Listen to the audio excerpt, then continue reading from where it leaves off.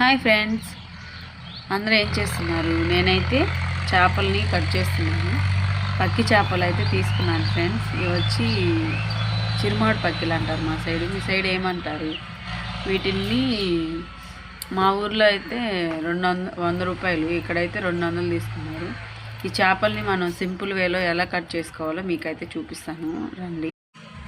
First అయితే ఒక చేపని తీసుకుంది, దాన్ని ఇక్కడ తల దగ్గర నుంచి క్రాస్గా పొట్ట దగ్గరికి సిజర్ తీసుకోండి ముందు.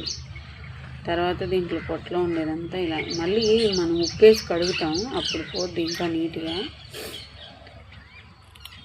ఈ పైన పొలుసు అంతా అయితే అటికి ఉంటుంది, దీన్ని అటికి అంటారు. అది విలేజ్లో ఉండే వాళ్ళకి బాగా తెలుసు. దీంట్లో వేసి రుద్దితే పైన పొలుసు అంతా నీట్గా వచ్చేస్తుంది.